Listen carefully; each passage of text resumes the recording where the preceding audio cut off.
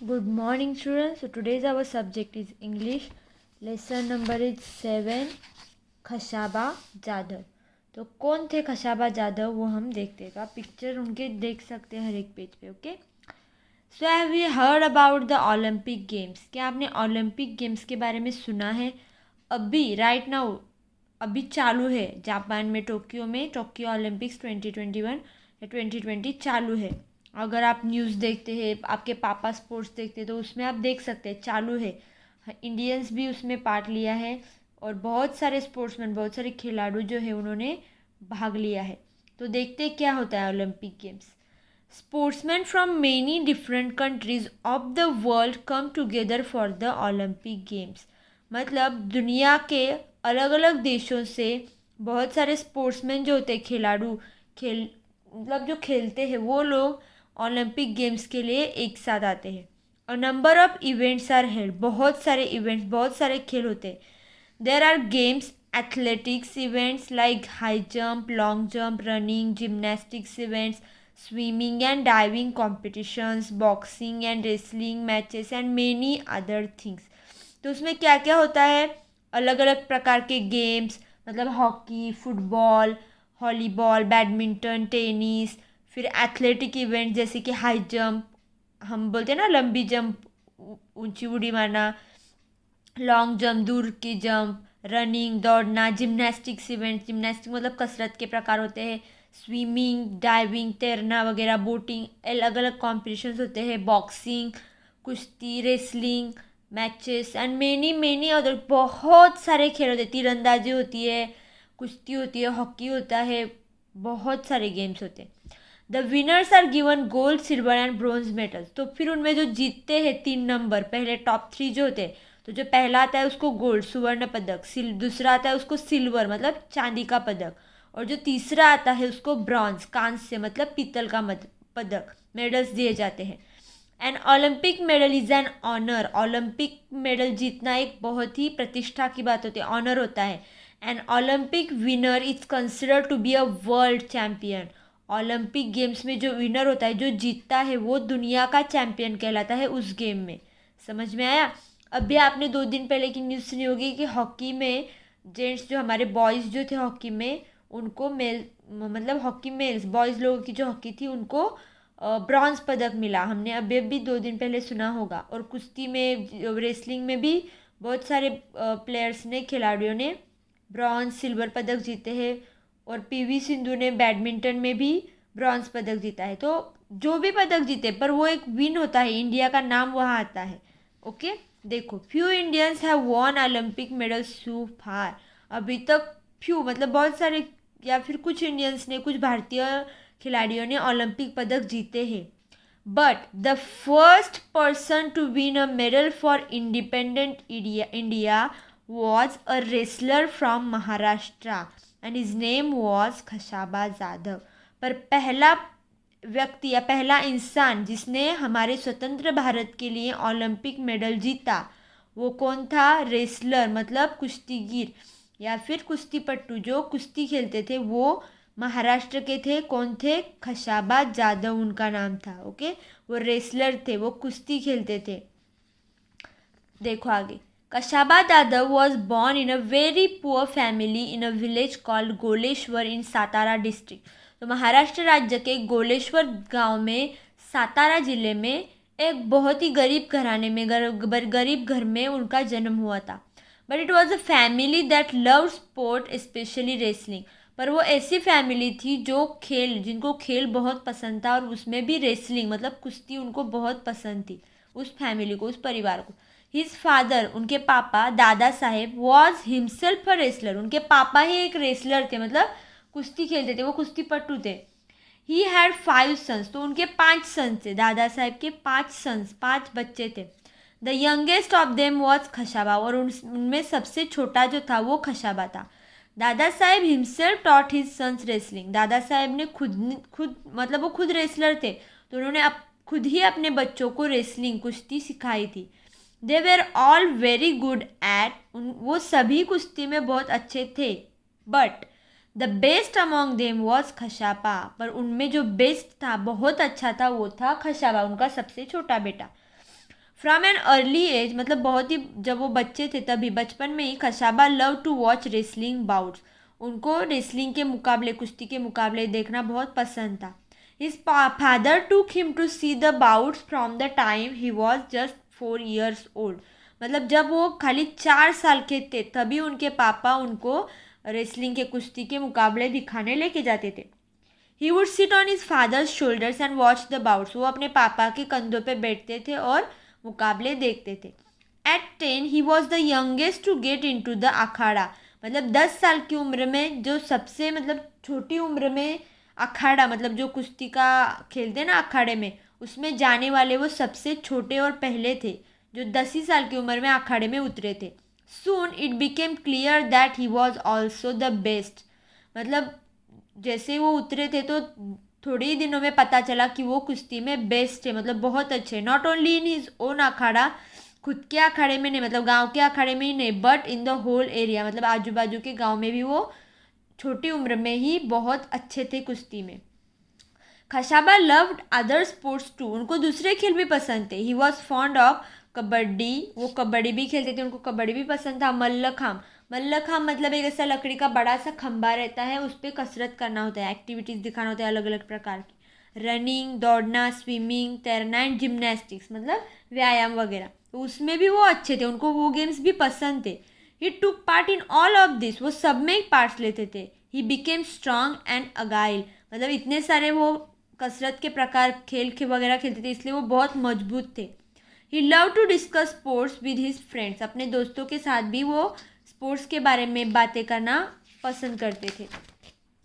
आगे आप यहाँ पे अलग अलग पिक्चर्स देख सकते हैं. यहाँ पे रेसलिंग है, कुश्ती.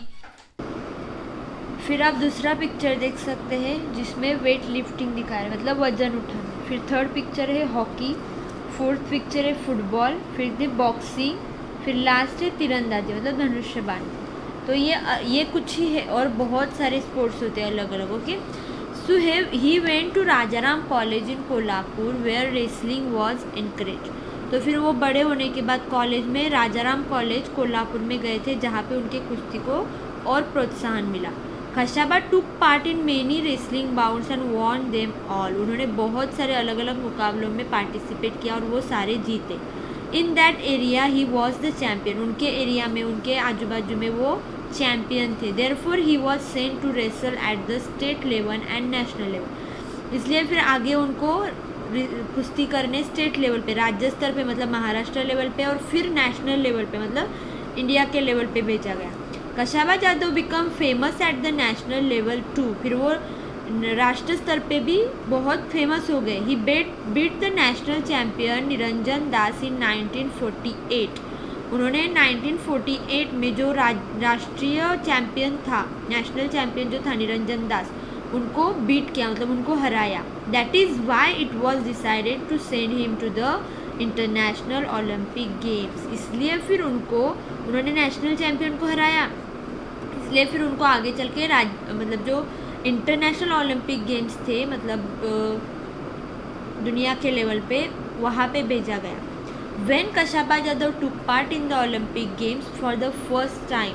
जब उन्होंने पहली बार ओलंपिक गेम्स में पार्ट लिया, he found that the Indian and international rules were different. जो भारतीय रूल थे, भारतीय नियम थे वो, और इंटरनेशनल मतलब वर्ल्ड लेवल के जो रूल थे वो अलग होते हैं. Also he was use to wrestling in an earthen pit. वो जब इंडिया में कुश्ती करते थे वो मिट्टी पे होती थी, correct. At the Olympic games the bouts were held on a mat. पर ओलंपिक गेम्स में इंटरनेशनल लेवल पे जो मुकाबले होते हैं वो मैट पे होते हैं, चटाई जैसे मैट होता है ना, उस पे होते हैं. In spite of this differences Khashaba Jadhav won a 6th place out of 42. मतलब इतना फ़र्क अचानक आने के बाद भी, मतलब मिट्टी के अलावा मैट पे और बहुत सारे अलग अलग रूल्स होते हैं, फिर भी वो 42 में 6th प्लेस पे, 6ठे प्लेस पे आए. पहली बार जब वो ओलंपिक में गए तब. The Olympic games are held every 4 years. Olympic games जो होते हैं वो हर 4 साल बाद आते हैं. सो वो पहली बार गए थे 1948 में. उसके बाद in 1952 Khashaba wish to take part in the Olympics again. उन्होंने फिर से दूसरी बार ओलंपिक्स में पार्ट लेने की विश की, मतलब इच्छा व्यक्त की, but it was not an easy task, पर वो आसान नहीं था। बोलते ना पहली बार हार गए तो दूसरी बार भेजने के वक्त सोचते लोग, he had to prove his merit again, उनको अपनी बोलते ना वो क्या कर सकते वो उनको प्रूव करना पड़ा, उनको दिखाना पड़ा फिर से।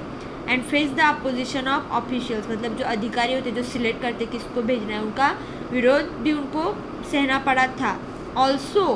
और उस दिनों में in those days Olympic participants had to spend their own money for travelling to and staying in the place where the games were held. मतलब पहले के ज़माने में जब ओलंपिक्स होते थे तो जहाँ भी होते, दूसरे देश में होते, हमारे देश में दूसरे देश में ही होते थे ज़्यादातर पहले के ज़माने में, वहाँ पे रहने का, वहाँ पे जाने का, जहाँ गेम हो रहे वहाँ पे रहने का और जाने का सारा खर्चा जो पार्टिसिपेट करता है उस खिलाड़ी को खुद को करना पड़ता था। इट वॉज़ वेरी एक्सपेंसिव, और बहुत खर्चीला होता था दूसरे देश में जाना, वो भी पुराने ज़माने में बहुत महंगा होता था।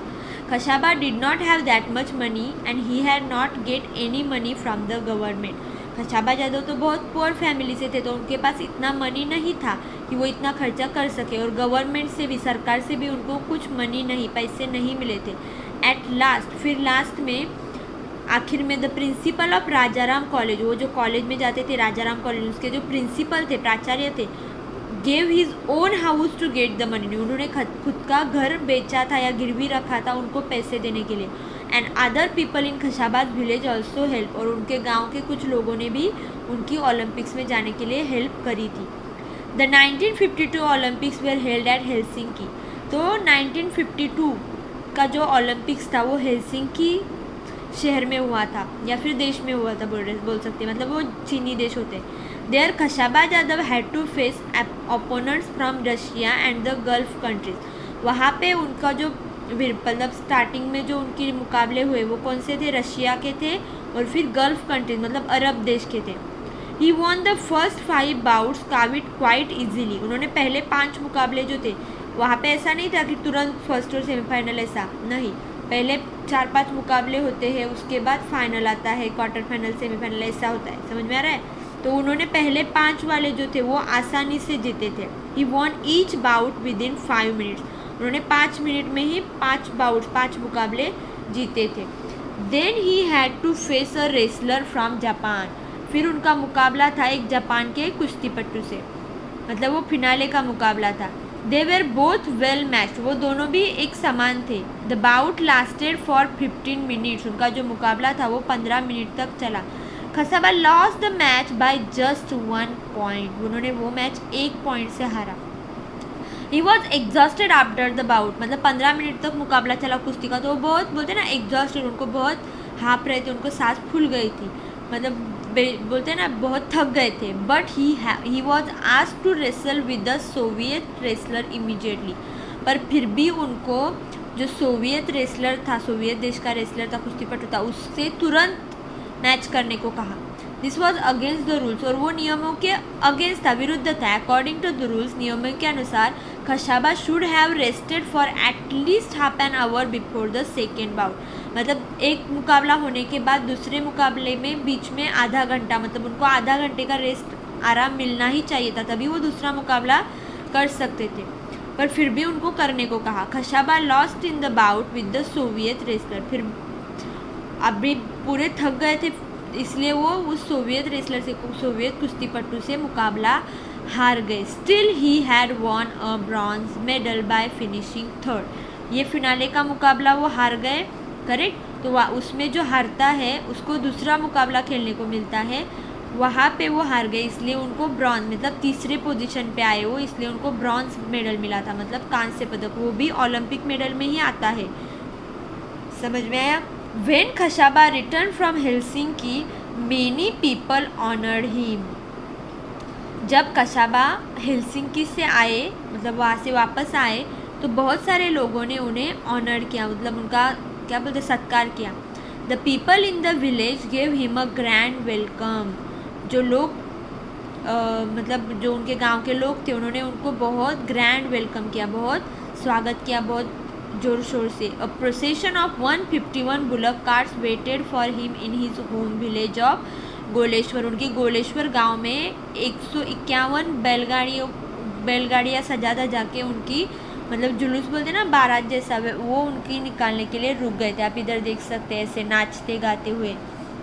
The villagers carried their hero home to the sound of ढोल्स।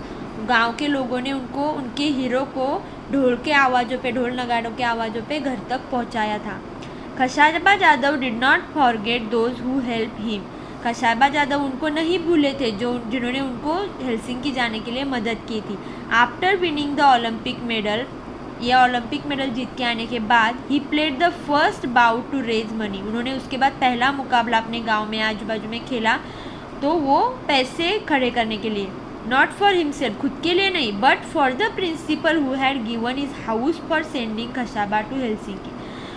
तो मतलब क्या, ओलंपिक मेडल जीत के आने के बाद उन्होंने तुरंत पहला मुकाबला खेला अपने आजू बाजू में, तो वो किस लिए, पैसे खड़े करने के लिए, वो भी खुद के लिए नहीं। तो जो उनके प्रिंसिपल थे जिन्होंने अपना खुद का घर बेचा था उनको ओलंपिक्स में भेजने के लिए, उनके लिए उन्होंने वो मुकाबला खेला। And the principal got his house back again.